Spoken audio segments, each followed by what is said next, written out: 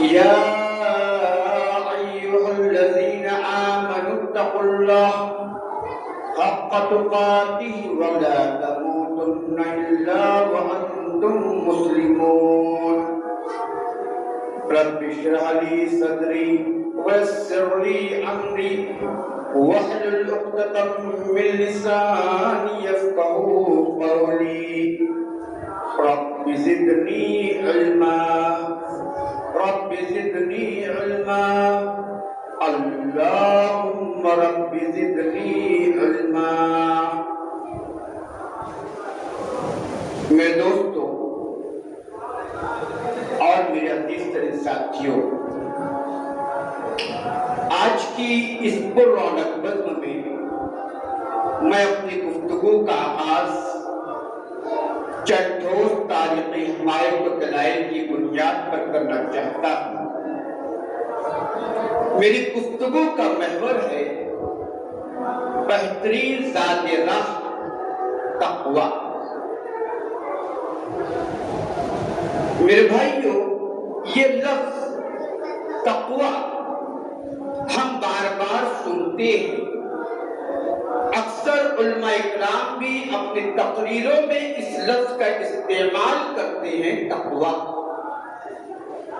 لیکن ہمیں جاننا ہے کہ تقویٰ کسے کہتے ہیں، تقوی کے کیا معنی ہے، تقوی کے کیا تقاضے ہیں، یہ جاننا ہمارے لیے بے حد ضروری ہے۔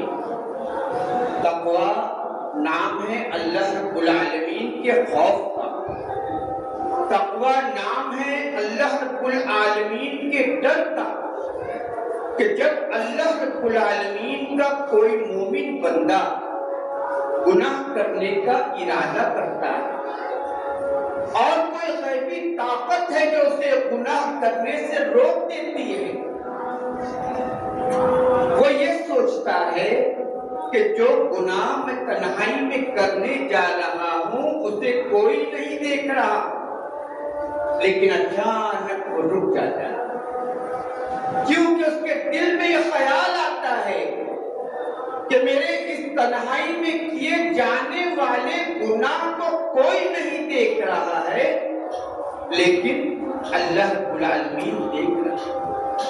افمن ہوا قائم، کہ اللہ تعالیٰ انسانوں کے ہر عمل کا نگراں ہے، ہر عمل پر نظر رکھے ہوئے ہے، وہ دیکھ رہا ہے اور پھر وہ گناہ کرنے سے باز آ جاتا ہے، رک جاتا ہے۔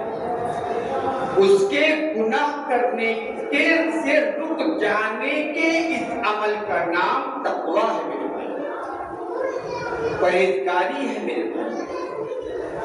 میرے بھائیوں۔ تقوی کی مزید وضاحت عمر ابن خطاب رضی اللہ تعالی عنہ کے سوال سے ہو جاتی ہے۔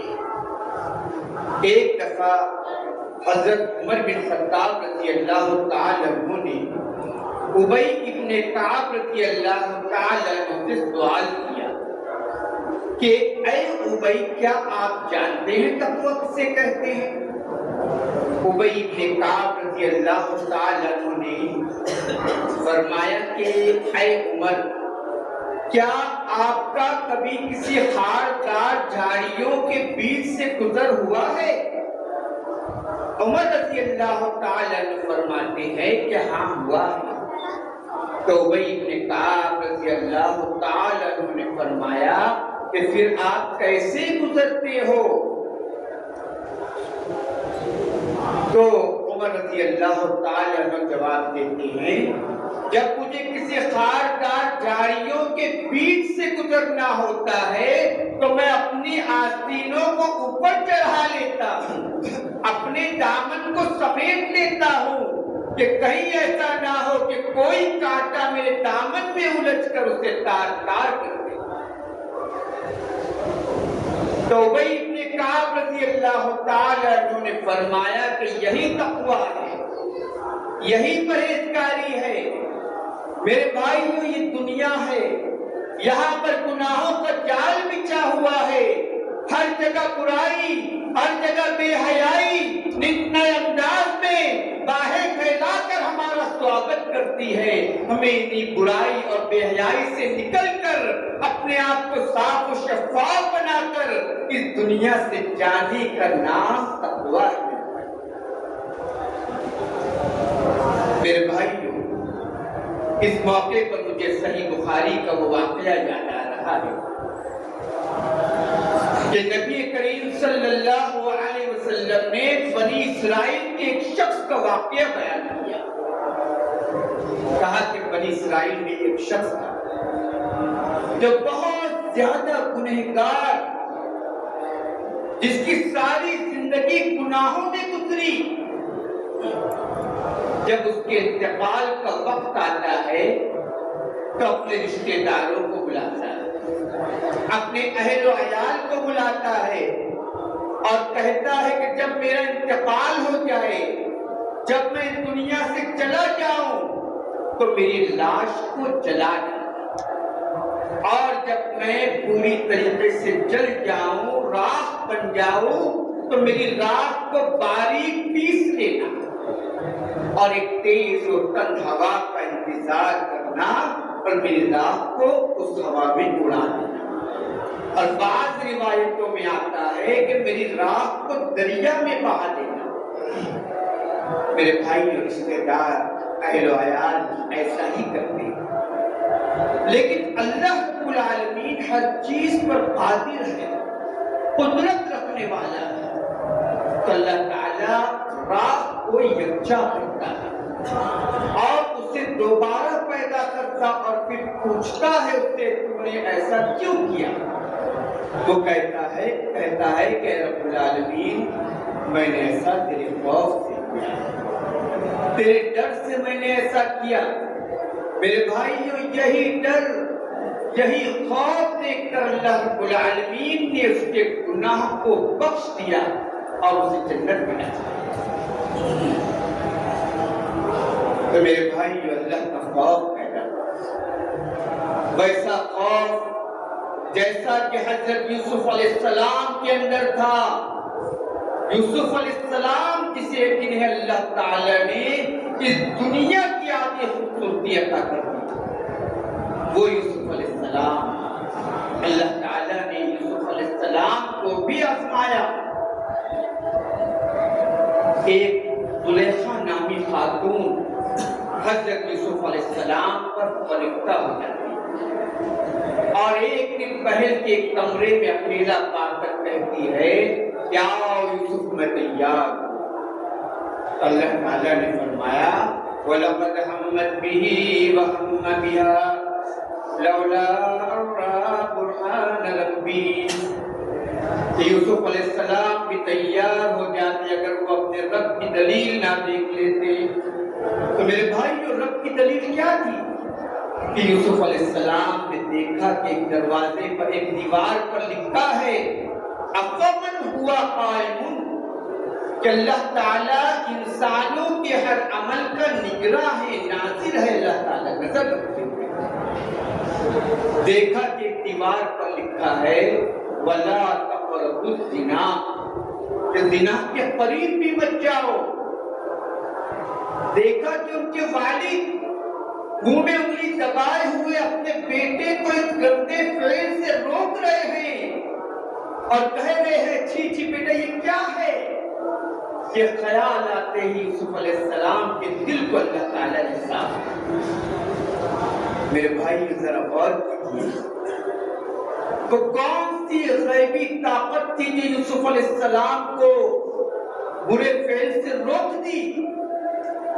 وہ طاقت اللہ کا خوف تھا، وہ طاقت اللہ رب العالمین کا ڈر تھا۔ میرے بھائیوں، کیا وہ ڈر ہمارے اندر ہے؟ وہ خوف ہمارے اندر ہے؟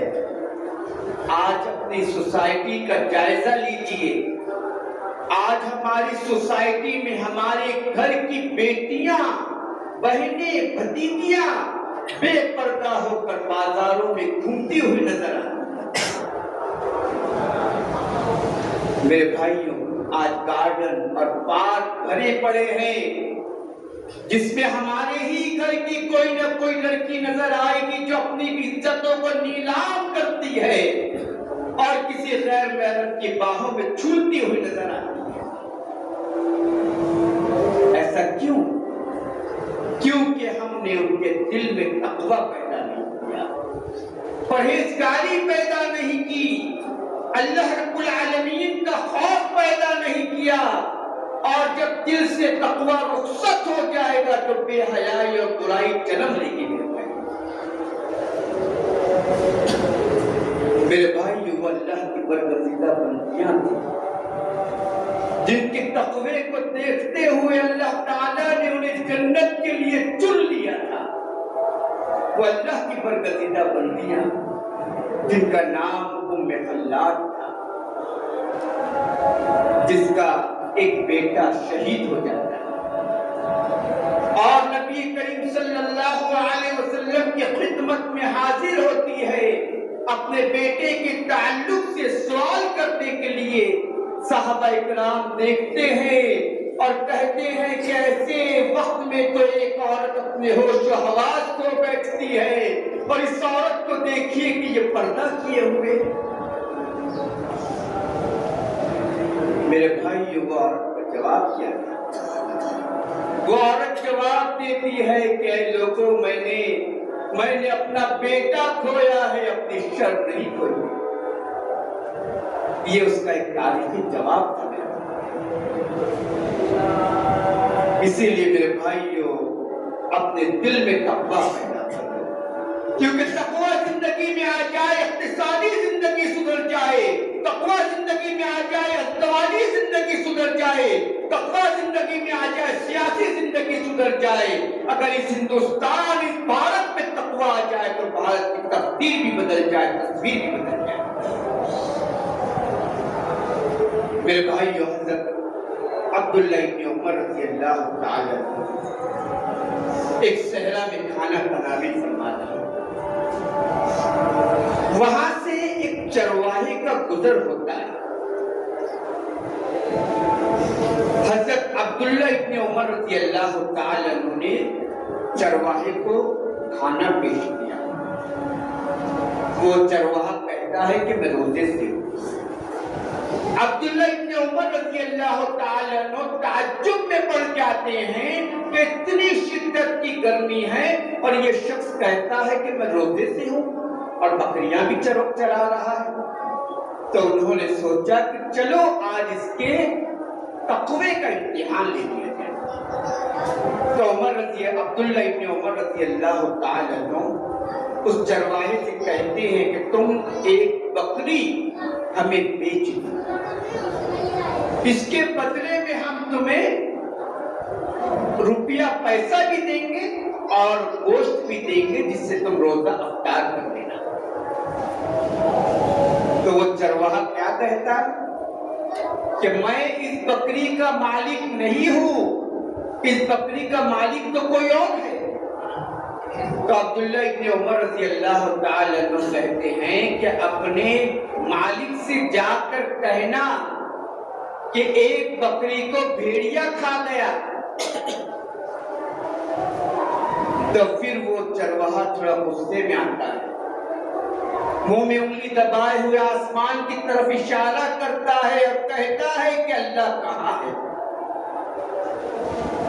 میرے بھائیو، یہ جملہ سن کر عبداللہ ابن عمر رضی اللہ تعالی عنہ کی آنکھوں سے آنسو جاری ہو جاتے ہیں اور وہ اسی جملے کو دہراتے جاتے ہیں کہ اللہ کہاں ہے، اللہ کہاں ہے، اور مدینہ پہنچ کر اس چرواہے کے مالک کو تلاش کرتے ہیں اور اسے آزاد کر دیتے ہیں اور بکریاں بھی خرید کر دے دیتے ہیں اور کہتے ہیں کہ تیرے ایک جملے نے آج تجھے آزاد کر دیا کہ اللہ کہاں ہے، جا تجھے اللہ تعالیٰ جہنم کی آنکھ سے بھی اسی طریقے سے آزاد کرے۔ میرے بھائیوں، اس سے کیا پتہ چلا؟ اس سے پتہ چلا کہ تقوی رزق کی کنجی ہے۔ اگر رزق میں برکت چاہیے تو تقوی اختیار کر لو۔ وَلَوْ أَنَّ أَهْلَ الْقُرَىٰ آمَنُوا وَاتَّقُوا لَفَتَحْنَا عَلَيْهِمْ بَرَكَاتٍ مِّنَ السَّمَاءِ وَالْأَرْضِ۔ اگر یہ بستی والے ایمان لے آتے اور تقوی اختیار کر لیتے تو اللہ تعالیٰ زمین اور آسمان سے ان پر برکتیں نازل فرما دیتے۔ وَمَن يَتَّقِ اللَّهَ يَجْعَل لَّهُ مَخْرَجًا وَيَرْزُقْهُ مِنْ حَيْثُ لَا يَحْتَسِبُ۔ کہ اللہ سے ڈر جاؤ، اللہ تعالیٰ تمہیں ایسی جگہ سے رزق دے گا جہاں سے تمہیں گمان بھی نہیں ہوگا۔ میرے بھائیو، حضرت عبد الرحمن بن عوف رضی اللہ تعالیٰ عنہ کون تھے؟ سب سے بڑے مدینہ کے تاجر، عالمی منڈی کے تاجر سب سے بڑے، اور فجر کی نماز کے صفحے اول کے نمازی۔ ان سے ان کی ترقی کا راز پوچھا گیا کہ اے عبد الرحمن، تم اتنے بڑے تاجر کیسے بن گئے، عالمی منڈی کے سب سے بڑے تاجر؟ عبد الرحمن بن عوف رضی اللہ تعالی عنہ نے کیا فرمایا کہ کچھ اور لوگ بھی ہوں جو میری ترقی کا راز جاننا چاہتے ہیں، انہیں بھی بلا لوں۔ میرے بھائی، آج ہم ایسا کریں گے؟ نہیں کریں گے، کیونکہ ہم اپنی تجارت میں لا شریک رہنا چاہتے ہیں، اپنی تجارت کے راز کسی کو بتلانا نہیں چاہتے ہیں کہ اگر وہ ہماری تجارت کا راز جان گیا تو ہمارا کیا بنے گا۔ لیکن عبد الرحمن بن عوف رضی اللہ تعالی عنہ نے فرمایا کہ کچھ اور لوگ بھی ہو تو انہیں بھی بلا لو تاکہ وہ بھی میری ترقی کا راز جان لیں، انہیں بھی کچھ فائدہ ہو جائے۔ پھر انہوں نے اپنے راز بتانا شروع کیا۔ کیا راز؟ کہ میں نے تجارت کی وجہ سے کبھی اپنی نماز کو نہیں چھوڑا، ہمیشہ صف اول کا نمازی بنا رہا۔ پہلا راز۔ لیکن آج ہماری نمازیں سب سے زیادہ ضائع ہوتی ہے میرے بھائی، سب سے زیادہ ضائع۔ مؤذن اللہ اکبر کی صدائیں بلند کرتا ہے لیکن ہمارے قدم ہماری تجارت کی جگہ سے نکل کر مسجد کی طرف جانے کے لیے تیار نہیں ہوتی، تو پھر برکت کہاں سے آئے گی؟ اللہ تعالیٰ تو برکت چھین لے گا، بے روزگار بنا دے گا اگر تم نے نماز کو چھوڑ دیا۔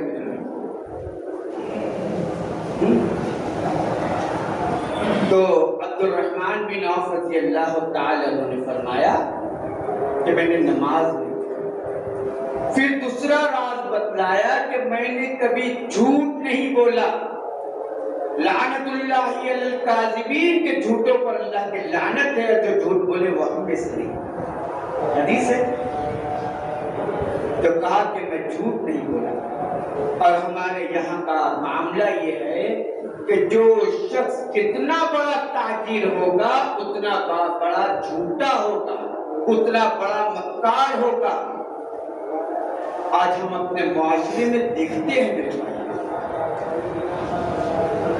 عبد الرحمن بن عوف رضی اللہ تعالی عنہ نے فرمایا کہ میں نے کبھی جھوٹ نہیں۔ پھر انہوں نے ایک راز اور بتایا۔ وہ راز کیا تھا؟ کہ میں نے کبھی لالچ نہیں کی۔ ایک دفعہ انہوں نے 1000 اونٹ بیچے، اسی قیمت پر بیچ دیے جس میں انہوں نے خریدا تھا۔ کہا کہ رسیاں میں اتاروں، رسیاں اتاری، ایک ایک رسی کو 1 درہم میں بیچا، اور اللہ تعالیٰ نے وہاں بھی انہیں 1000 درہم کا منافع دیا۔ میرے بھائیو، یہ تقوی کی بنیاد پر، یہ پرہیزگاری کی بنیاد پر ہوا ہے۔ اسی لیے ہم کہہ سکتے ہیں کہ تقوی جو ہے وہ رزق کی کنجی ہے۔ حضرت عمر بن خطاب رضی اللہ تعالی عنہ راتوں میں گشت کیا کرتے، گشت کے دوران ایک دروازے پر پہنچتے ہیں، گھر کے اندر سے آواز آتی ہے۔ ایک ماں اپنی بیٹی سے کہتی ہے کہ بیٹی دودھ میں پانی ملا دو۔ بیٹی کہتی ہے کہ اے میری ماں، امیر المومنین تو اس سے منع کرتے ہیں تو ماں کہتی ہے کہ بیٹی امیر المومنین یہاں پر کہاں دیکھنے آ رہے، تو دودھ میں پانی ملا دے۔ تو وہ بیٹی کہتی ہے کہ امیر المومنین نہیں دیکھ رہے تو کیا ہوا، اللہ رب العالمین تو دیکھ رہا ہے۔ تو میرے بھائی یہی تقویٰ، یہی پرہیزگاری دیکھ کر عمر بن خطاب رضی اللہ تعالی عنہ نے اس لڑکی کو اپنے گھر کی بہو بنایا۔ یہاں بھی دیکھیے میرے بھائیوں کہ لڑکی کیسے ترقی یافتہ بنی، صرف تقوی کی بنیاد۔ جو ایک معمولی دودھ بیچنے والی تھی وہ امیر المومنین کے گھر کی بہو بن گئی، صرف تقوی کی بنیاد۔ آج ہم بنائیں گے نہیں بنائیں۔ آج ہمیں جب رشتہ کرنا ہوتا ہے تو ہم کیا دیکھتے ہیں؟ ہم مال و دولت دیکھتے ہیں، خوبصورتی دیکھتے ہیں، حسب و نسب دیکھتے ہیں، لیکن تقویٰ نہیں دیکھتے۔ اور انہی چار چیزوں کی طرف نبی کریم صلی اللہ علیہ وسلم نے اشارہ کیا اور فرمایا تنکح المرأة لأربعین لمالها ولحسبها وجمالها ولدینها فاظفر بذات الدین قریبت یداک، کہ ایک عورت سے چار چیزوں کی وجہ سے نکاح کیا جاتا ہے، مال و دولت دیکھ کر، خوبصورتی دیکھ کر، حسب و نسب دیکھ کر۔ تو آپ صلی اللہ علیہ وسلم نے فرمایا تیرا ہاتھ خاک آلود ہو تو تقوی کو فوقیت دے، پرہیزگاری دے۔ اور یہ خطبے میں حجۃ الوداع کے موقع پر آپ صلی اللہ علیہ وسلم نے فرمایا تھا کہ اے لوگوں تم ایک آدم کی اولاد ہو۔ اللہ تعالیٰ نے نہ گورے کو کالے پر، نہ کالے کو گورے پر، نہ امیر کو غریب پر، نہ غریب کو امیر پر فوقیت دی۔ اگر فوقیت دی ہے تو صرف تقوی کی بنیاد پر دی ہے۔ یہی وجہ ہے کہ عبد الرحمن بن عوف رضی اللہ تعالی عنہ کے داماد ایک حبشی غلام حضرت بلال رضی اللہ تعالی عنہ وہ بلال جنہیں اللہ کے رسول نے اس دنیا میں جنت کی بشارت دی تھی اور کہا تھا کہ اے بلال میں نے تمہارے قدموں کی آہٹ جنت میں سنی۔ میرے بھائیوں، بلال رضی اللہ تعالی عنہ کا تقویٰ کیسا تھا کہ جب بلال رضی اللہ تعالی عنہ اسلام قبول کرتے ہیں، جب مسلمان ہو جاتے ہیں، تو تاریخی روایت میں آتا ہے کہ وادی بطحہ کی پہاڑی کے قریب ایک مقام پر انہیں گرم ریت پر لٹا دیا گیا۔ کچھ سرکش نوجوان پتھر کی سیل پر کھڑے ہو جاتے، کہتے کہ کہے جو ہم تجھ سے کہلوانا چاہتے ہیں۔ نعرہ لگا حبل حبل کا کہ حبل سب سے بڑا ہے، لیکن بلال رضی اللہ تعالی عنہ نے ایک ہی نعرہ لگایا، احد احد۔ کسی نے کہا تھا کہ اے نوجوان، تو کچھ دیر کے لیے ان ظالموں کی بات مان کیوں نہیں لیتا؟ ایک عجیب مسئلہ ہے کہ جبر کی صورت ہو اور جان بچانی ہو تو ایسی باتیں کہی جا سکتی ہے۔ بلال رضی اللہ تعالی عنہ نے فرمایا تھا کہ حق تو یہ ہے کہ حق ادا نہ ہوا، جس زبان سے میں نے اللہ کی وحدانیت کا، اللہ کی ربوبیت کا اقرار کر چکا ہوں، اس زبان سے میں کسی اور کا نام کیسے لے سکتا ہوں؟ میرے بھائی جب ظلم زیادہ بڑا تو اب حضرت ابو بکر صدیق رضی اللہ تعالی عنہ نے امیہ بن خلف کو پیغام بھیجا کہ اے امیہ میں تیرے یہ غلام خریدنا چاہتا ہوں۔ امیہ بن خلف نے کہا کہ اے ابو بکر تو کون سا غلام خرید رہا ہے؟ ناکارہ غلام۔ تو ابو بکر صدیق رضی اللہ تعالی عنہ نے فرمایا کہ اے امیہ تو کیا جانے اس کی قدر و منزلت، اس کے سامنے تو روم کی بادشاہیت بھی کوئی چیز نہیں۔ کرنے برابر سونا دے کر غلام کو آزاد کر دیا کہ وہی غلام تھے جو آگے چل کر دار ارقم کے سردار بنے، یہ وہی غلام تھے جو نبی کریم صلی اللہ علیہ وسلم کے مؤذن خاص بنے کہ وہی غلام تھے جو عبد الرحمن بن عوف رضی اللہ تعالی عنہ کے داماد تھے۔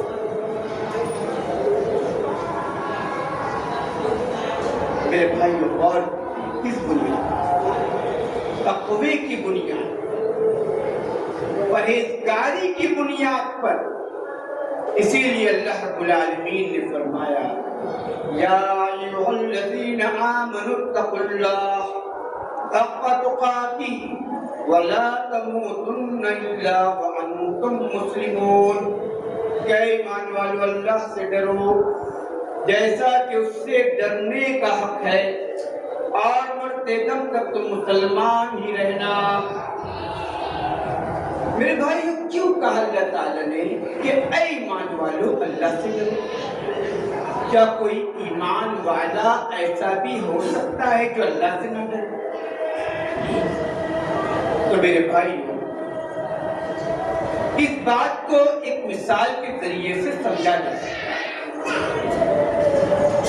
ہے کہ ایک شخص ہے جو کہتا ہے کہ نماز پڑھ، لیکن خود نماز نہیں پڑھتا، کہتا ہے کہ روزہ رکھ، لیکن خود روزہ نہیں رکھتا، کہتا ہے وَلَا تَقْرَبُوا الزِّنَا، کہ زنا کے قریب بھی مت جاؤ، لیکن خود زنا کاری کرتا ہے، خود نے غیر محرم سے تعلقات ہے، خود نے سینکڑوں گرل فرینڈ بنا رکھے ہیں۔ تو میرے بھائی، کیا وہ ایمان والا ہوا؟ نہیں، وہ اسلام والا ہوا، ایمان والا نہیں ہوا، کیونکہ اللہ کا فرمان ہے کہ یہ مت کہو کہ تم نے ایمان لایا، بلکہ یہ کہو کہ تم نے اسلام لایا۔ ایمان ابھی تمہارے دلوں میں داخل نہیں ہوا۔ تو میرے بھائی، قرآن کی آیت کا کیا مطلب ہے؟ نبی کریم صلی اللہ علیہ وسلم جب معراج پر گئے تو انہوں نے دیکھا کہ کچھ لوگ ایسے ہیں جن کی ہونٹوں کو آنکھ کی کیفی سے کاٹا جا رہا ہے۔ تو جبرائیل امین سے پوچھا کہ یہ کون لوگ ہیں جنہیں اس طرح کا عذاب ہو رہا ہے؟ تو جبرائیل امین نے کہا کہ یہ آپ کی امت کے وہ خطیب ہے جو لوگوں کو بھلائی کا حکم کرتے تھے، برائی سے روکتے تھے، لیکن اپنے آپ کو بھول جایا کرتے۔ تو میرے بھائی، اسی لیے اللہ نے فرمایا لما تقولون ما لا تفعلون، وہ باتیں تم کیوں کہتے ہو جس پر تم خود عمل نہیں کرتے۔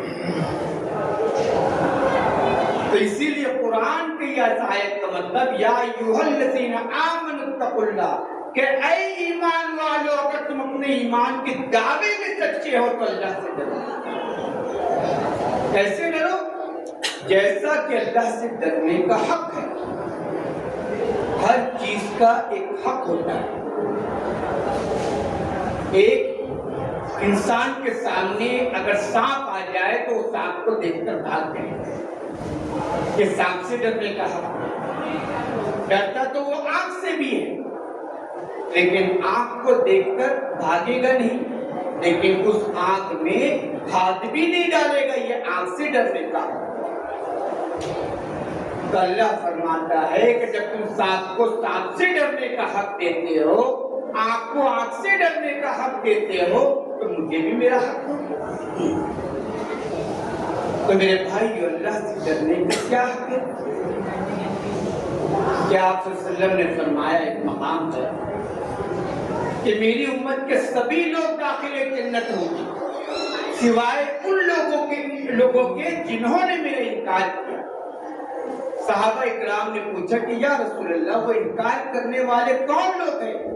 تو آپ صلی اللہ علیہ وسلم نے فرمایا جس نے میری فرما برداری کی وہ داخل جنت ہو گیا، جس نے میری نافرمانی کی، اس نے میرا انکار کیا، وہ جہنم میں چلے گئے۔ تو اسی لیے اللہ سے ڈرنے کا حق ہے کہ اللہ کی اطاعت کی جائے، نبی کریم صلی اللہ علیہ وسلم کی فرما برداری کی جائے۔ وَمَا آتَاكُمُ الرَّسُولُ فَخُذُوهُ وَمَا نَهَاكُمْ عَنْهُ فَانْتَهُوا، کہ میرا نبی جو دے وہ لے لو، جس سے روک کے اس سے رک جاؤ۔ وَاتَّقُوا اللَّهَ إِنَّ اللَّهَ شَدِيدُ الْعِقَابِ، کہ اللہ تعالیٰ سے ڈرو کیونکہ اللہ تعالیٰ سخت عذاب دینے والا ہے۔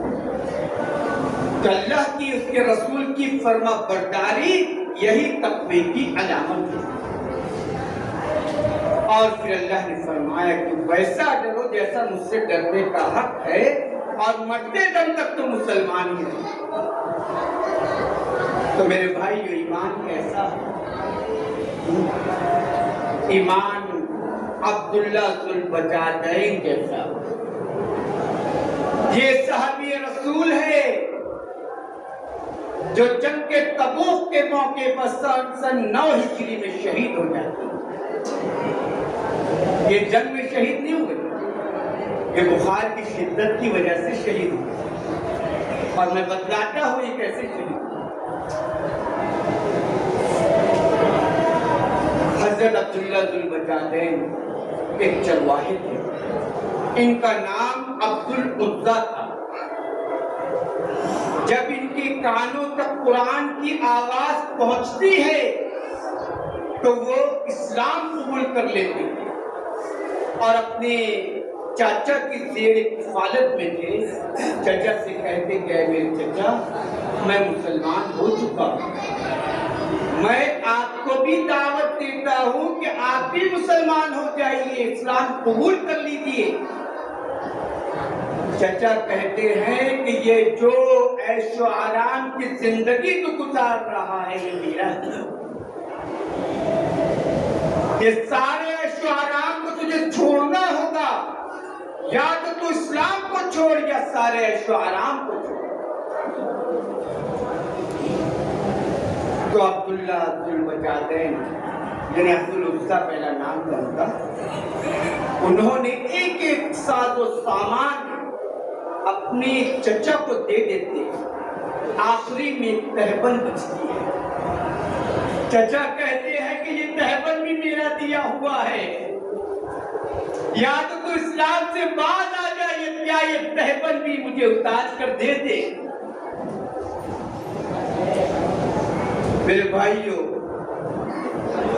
وہ تہبند بھی اتار کر دیتے ہیں، بالکل ایسے ہو گئے جیسے ان کی ماں نے انہیں ابھی ابھی جنا ہو، بالکل برہنہ حالت میں۔ اور پھر اپنے گھر کی طرف روانہ ہوتے ہیں۔ راستے میں لوگ پوچھتے ہیں کہ عبدالعزیٰ تیری یہ حالت کس نے کر دی؟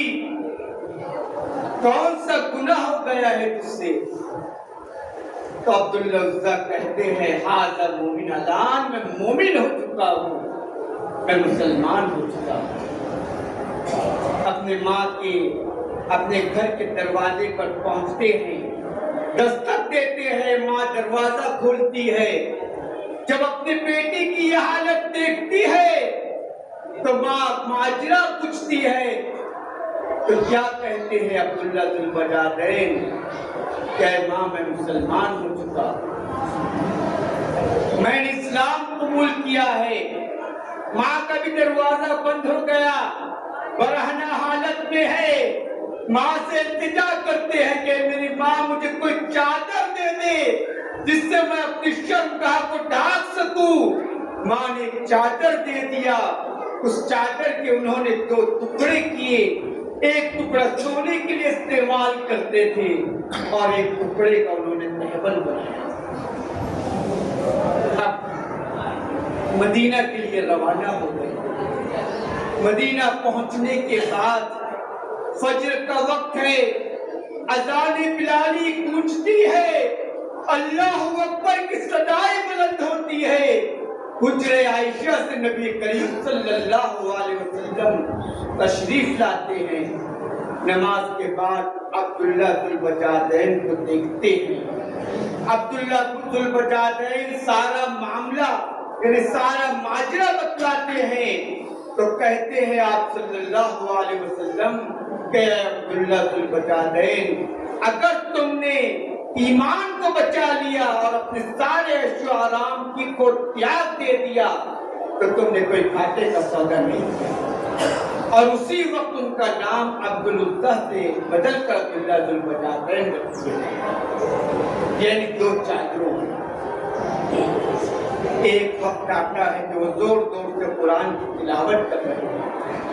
حضرت عمر بن خطاب رضی اللہ تعالیٰ عنہ انہیں ڈانٹتے ہیں کہتے ہیں کہ تم اتنی زور سے قرآن کی تلاوت کرتے ہو اور لوگوں کو ڈسٹرب ہوتا ہے۔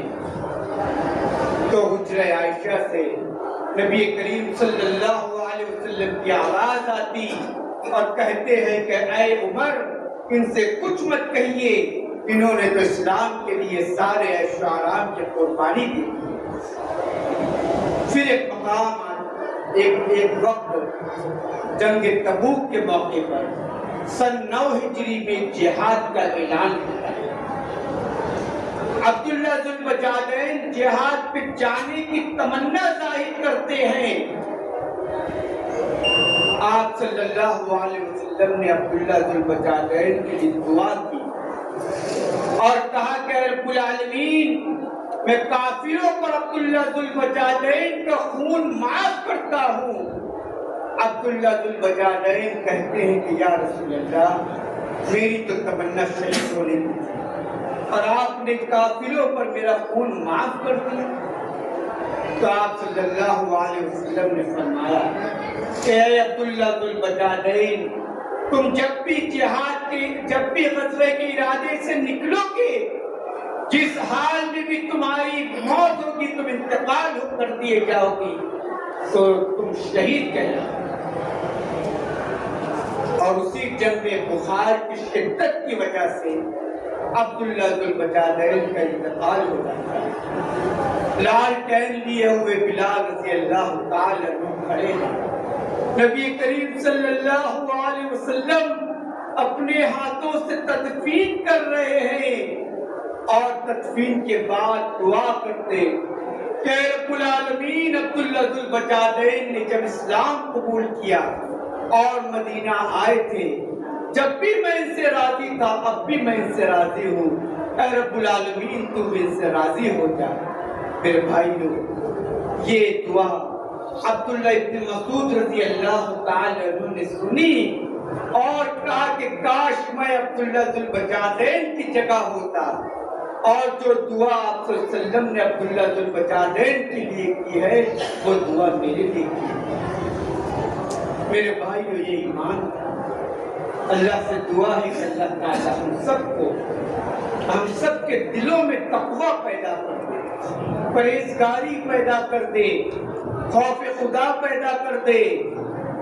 جو لوگ آج مفلس ہے، لاچار ہے، اللہ رب العالمین سے دعا ہے کہ اللہ تعالیٰ ان کے لیے راحت نصیب کر دے، ان کے سارے معاملات کو حل کر دے۔ جو بچیاں غیر شادی شدہ ہے، اللہ تعالیٰ ان کی شادی اچھے گھرانے میں کر دے۔ آمین یا رب العالمین۔ وما علینا الا البلاغ، الحمد للہ۔